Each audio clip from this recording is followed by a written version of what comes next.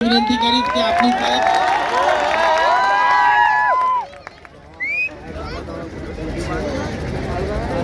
હું તમને કહો દિલ છે તો તમારે કહેવાનું મોહમ્મદભાઈ ધીર છે. કહો દિલ છે, કહો દિલ છે, કહો દિલ છે. આજની આ જનસભામાં ઉપસ્થિત ગુજરાત પ્રદેશ આમ આદમી પાર્ટીના સંગઠન મંત્રી એવા રામભાઈ ધડુક, જેમને આપણે સાંભળ્યા, આપણા ચાચા એવા મોહમ્મદભાઈ, સાથે ભરતસિંહ બાપુ, સાથે પ્રિયંકાબેન, સાથે વિનંતાબેન અને વોર્ડ 7 માંથી તથા આજુબાજુમાંથી પધારેલા વડીલો, યુવાનો, માતા બહેનો અને ભૂલકાઓ, તમામ લોકો માટે એકવાર આપણે જોરદાર જોરથી તાળીઓ પણ લઈએ.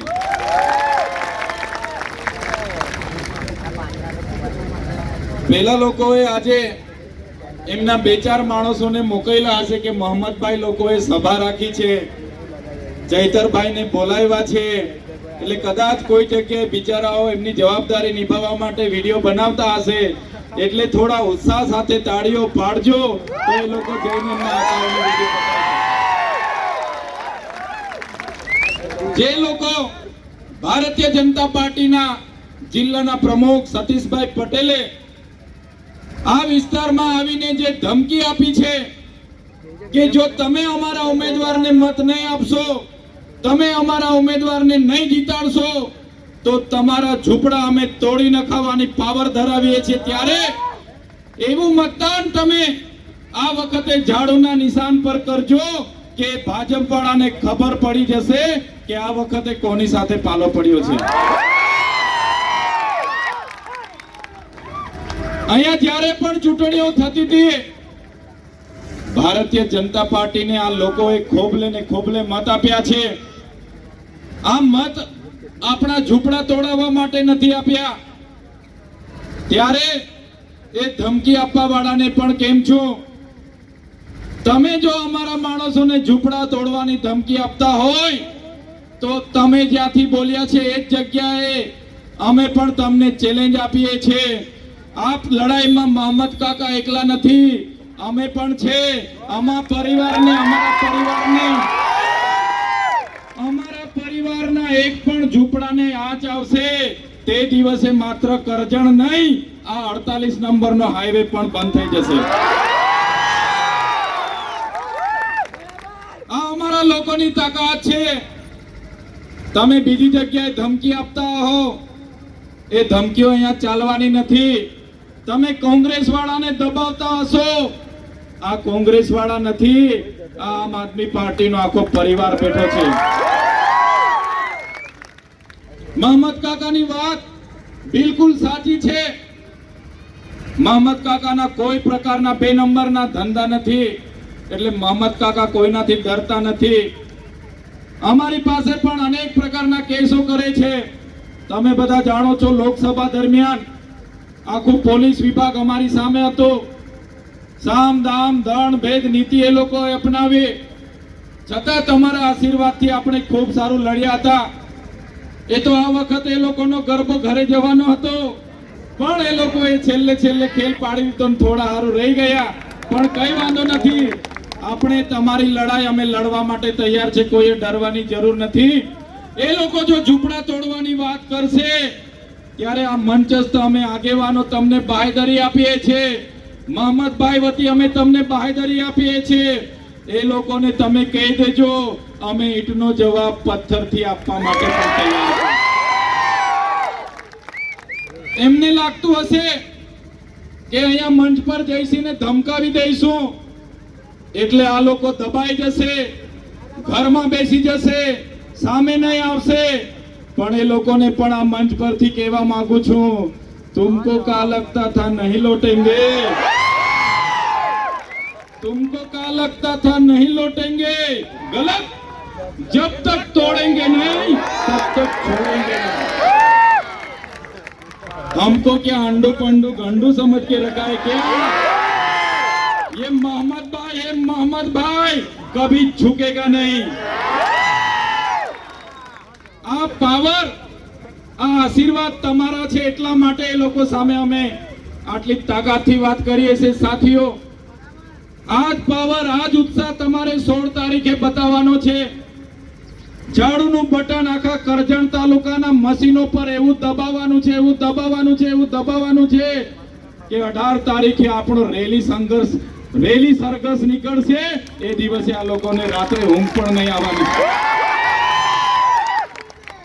આજે અહીંયા મીટિંગ થવાની છે, થઈ ગઈ। ઘણા કોઈ લોકોના વિડિયો સ્ટેટસો જોઈશે। આ લોકોને રાતે ઊંઘ નથી આવવાની। રાતે ઉઠીને પણ 2 ગ્લાસ પાણી પીને ઊંઘવું પડશે। આ પ્યાર, પ્રેમ, મોહબ્બત અમારા મોહમ્મદ કાકાની સેવા છે। એકાએક સમાજને આદિવાસી હોય, દલિત હોય, પીછડા હોય, માઇનોરિટી હોય, રાજપૂત સમાજ હોય, પાટીદાર સમાજ હોય, મોહમ્મદ કાકા હોય કે ભરતસિંહ બાપુ હોય, પ્રિયંકાબેન હોય કે વિનિતાબેન હોય, તમામ લોકો તમને પરિવાર માન્યા છે। ઇમરજન્સી 108 ની જેમ તમારી વચ્ચે આવે છે। કોરોના દરમિયાન પણ તમારી સેવા કરી છે, પણ આ ભારતીય જનતા પાર્ટીના લોકોએ એમની કદર નથી કરી, તમારી કદર નથી કરી અને તમને જાહેર મંચ પરથી ધમકાવીને ગયા છે। ત્યારે મારા વડીલો, મારા બુજુર્ગો, મારી માતા બહેનો, તમામ યુવાનોને મારી અપીલ છે, 3 દિવસ આપણી પાસે છે। આપણા નગરપાલિકામાં જેટલા પણ લોકો હશે, સગા સંબંધીઓ હશે, એમને વિનંતી કરજો, અપીલ કરજો કે આ વખતે નગરપાલિકામાં એ લોકોના કમળને આપણે ચૂંધી નાખીશું અને આ વખતે ઝાડુ આ વખતે લાવીને એ લોકોની ધમકીનો જવાબ આપણે આપી દઈશું। કઈ રીતના ચાલે? લોકશાહીમાં પોતાના મન ચાહીતા લીડરને આપણે પસંદગી કરવાનો મતાધિકાર 5 વર્ષમાં એકવાર મળે છે। નગરપાલિકામાં પોતાના કોર્પોરેટરને જીતાડવાનો અધિકાર એકવાર મળે અને આવા લોકો ધમકાવીને મત માંગવાની વાત કરે ત્યારે આપણે હવે સાખી નથી લેવાનું સાથીઓ। વધારે વિશેષ નથી કહેતા, ઘણો સમય થયો છે, પણ અમારી પૂરી ટીમ અમારી પાસે એટલા પૈસા નથી આ લોકોની જેમ કે રાતે દરવાજા ઠોકીને તમને 2,000 રૂપિયા આપી જઈએ। પણ આમના વતી હું બાહેધરી આપું છું અને મોહમ્મદ કાકાને તો તમે ખૂબ સારી રીતે ઓળખો છો। જ્યારે પણ તમારી સાથે કોઈ અન્યાય કે અત્યાચાર થશે, ત્યારે પણ તમારે જ્યારે પણ રાતે જરૂર પડશે, અમારી ટીમને રાતે 12 વાગે પણ ફોન કરશો। તમારા ફળિયામાં 12 વાગે પણ અમે આવીને ઉભા રહીશું। આ લોકો પૈસા લઈને આવે, દરવાજો ઠોકેને 1000 રૂપિયા આપશે તો કેજો 2000 લાવો। એ આપણા જ પૈસા છે, લઈ લેવાના છે। આપણે આ ટેક્સના પૈસા આ લોકો ચૂંટણીઓમાં થેલા ભરીને ફરશે। છેલ્લી રાતે 1000 આપે તો 2000 લઈ લેજો, પણ આપણો કિંમતી અને પવિત્ર મત આપણા મોહમ્મદભાઈની પૂરી પેનલને આપણે આપવાનો છે। ત્યારે સાથીઓ, અમે તમારી સાથે છે। આમ આદમી પાર્ટી પૂરી તમારી સાથે છે। તમારે ક્યારે ડરવાની જરૂર નથી। શરૂઆત આપણા વિસ્તારમાં કરજણ નગરપાલિકાઓથી થઈ ગઈ છે। આજે પણ હું છોટાઉદેપુર, હાલોલ, ગઈકાલે હું સંતરામપુર, દાહોદ, દેવગઢ, બારિયા, ઝાલોદ, તમામ નગરપાલિકાઓમાં મારી આવી સભાઓ હતી। તમામ વિસ્તારના લોકો હવે જાણી ગયા છે કરની અને કથની। ત્યારે સાથીઓ, કોઈએ ડરવાની જરૂર નથી। ઈવીએમની મશીન જે પણ તમારે ક્રમ નંબર પ્રમાણે હોદવા જશો તો થોડું ગૂંચવાડો ઊભો થશે, પણ બધાને મારે નમ્ર અપીલ છે, ઝાડુ જ્યાં પણ દેખાય એ ઝાડુનું બટન આપણે દબાવવાનું છે। અહીંયા જેટલા પણ તમારા સગા સંબંધી હોય, મા દીકરીઓ, તમારે જેટલી પણ બહેનપણીઓ હોય, આપણે જેટલા પણ લોકોને બધાને તમારે અપીલ કરવા માટે નીકળવું પડશે। તમારે મોહમ્મદભાઈને એમનું મનોબળ ના તૂટે, એમને સહકાર મળે, એ બધાએ જ પ્રયત્નો કરવાના છે। અને જે પણ આગેવાનો, માતા બહેનો, અહીંયા આ લોકો જ્યાં આપણું વધારે મતદાન થવાનું હશે ત્યાં જાણી જોઈને આ લોકો મોડું કરવાનો પ્રયાસ કરશે। લાંબી લાંબી લાઈનો લગાડવાની ફિરકમાં હશે, પણ સમય બગડે, થાકી જાવ તો થોડીક વાર બેસી ચા પાણી કરી પણ મતદાન કરવાનું ચૂકતા નહીં। આ તમારી અમૂલ્ય તક છે। જો આ લોકો ફરી આ નગરપાલિકામાં આવી જશે તો એમનો સત્તાનો ઉપયોગ કરીને તમારા ઝૂંપડા સુધી બુલડોઝર લઈને આવી જશે. સાથીઓ, ચૂંટણીના પરિણામ જે આવે તે ચૂંટણીના પરિણામ તમારા બધાના આશીર્વાદથી આવવાના છે. અમને પૂરો ભરોસો છે, તમારા પર પૂરો વિશ્વાસ છે. પણ મોહમ્મદભાઈ અને ભરતભાઈ અને પૂરી આખી ટીમ ચૂંટણીના પરિણામોથી નથી, પણ આપણા પરિવારની જેમ છે. જ્યારે પણ તમારી સાથે કંઈ પણ કરવાની આ લોકો તજવીજ કરશે, અમે આવીને એ લોકો સામે લડવા માટે તૈયાર છે. અમારી પાછળ તમે ઊભા રહેજો. એ લોકોનો પહેલો દંડો કે પહેલી ગોલી ખાવાનું થશે તો અમે અમારી પીઠ પર લઈશું, પણ તમારે અમારી સાથે રહેવાનું. ત્યારે આ લોકોને આ ધમકીનો જવાબ આપવાનો સમય આવી ગયો છે. આ લોકો ફરી આવશે, બે હાથ જોડશે અને તમને ભરમાવશે, પણ કોઈએ માનવાનું નથી. એમની જે પેટની વાતો હતી તે બહાર આવી ગઈ છે. ત્યારે ફરી એકવાર ઝાડુના બટન પર તમારો કિંમતી અને પવિત્ર મત દબાવીને મોહમ્મદભાઈ એમની પૂરી પેનલને કરજણ નગરપાલિકાઓમાં વિજયી બનાવો, એ જ અપીલ કરવા માટે અમે તમારી વચ્ચે ઉપસ્થિત થયા છે. અને આવનારા દિવસોમાં જ્યારે પણ ક્યાંક પણ તમારી સાથે આ લોકો આવી વાતો કરશે અને તમને તમારા ઝૂંપડાઓ, તમારા અધિકારોથી વંચિત રાખવાની વાત કરશે કે ઝૂંપડા તોડવાની વાત કરશે, તે દિવસે અમે બધા તમારી સાથે છે. તમારે કોઈએ ડરવાની જરૂર નથી.